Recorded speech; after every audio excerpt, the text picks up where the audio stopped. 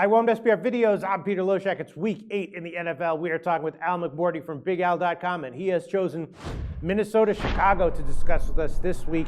And Al, this is an interesting game because the Sharps supposedly have faded Minnesota each of the past 2 weeks big time and lost both of those weeks. And now, they're a small road favorite against Chicago. Chicago's coming off of a bye.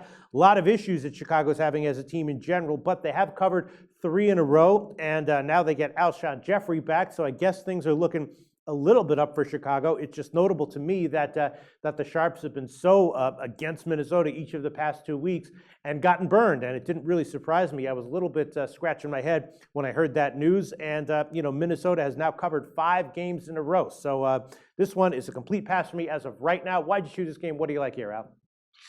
Well, certainly the Vikings are one of the surprise teams in the league. They're 4-2 straight up and 5-1 ATS. And as you mentioned, 5-0 ATS their last 5 games. But Minnesota's 4 wins were against San Diego, Kansas City, and Detroit, which it beat twice. So the only playoff caliber team on the Vikings schedule thus far has been Denver, and the Vikings lost that game 23-20. In contrast, Chicago has played 3 playoff caliber teams, all in the season's first 3 weeks. So it wasn't really surprising that the Bears opened the season with 3 losses to Green Bay, Arizona, and Seattle. But the Bears are 3-0 ATS their last 3, though they did lose straight up at Detroit in overtime in their last game, which was 2 weeks ago. They had the bye last week. And I really look for the Bears to bounce back off that defeat, as NFC Okay. North Division teams are a super 53-26 off a loss versus when they're playing a division rival off a win, including 5-1 when playing with rest. Also, teams off 5 point spread wins in a row, as well as back-to-back wins. Those teams are 31-51 ATS since 1980 when favored or pick 'em versus an opponent off an ATS win. And finally, Minnesota's been dreadful versus Chicago. They're 12-28 ATS their last 28 versus the Bears when favored, including 2-8 when the game's played at Soldier Field.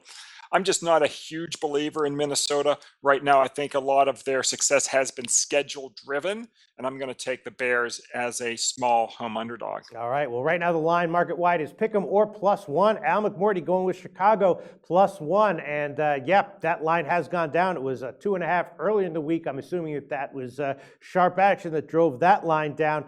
Al McMordie, interesting analysis. We'll see how this turns out. Tell us what you do at BigAl.com every week. Well, it seems like every week we just give, winners. In the pro football now, we are 30-16 or last 46 long term. I think it's now 228 and 158, going back to 2013.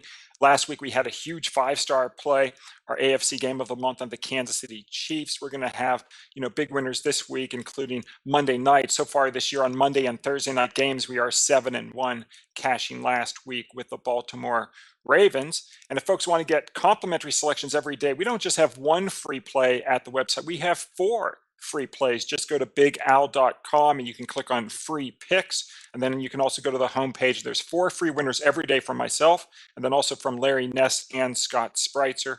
And then our best selections are available as well when you go to the picks for sale page. Thanks so much, Al. Thanks.